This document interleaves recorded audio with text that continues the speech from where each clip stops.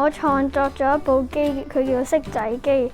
佢大概咧就係將呢個嘢，然後撥入去呢個滾輪入邊，最後再搖到去呢個兜仔入邊。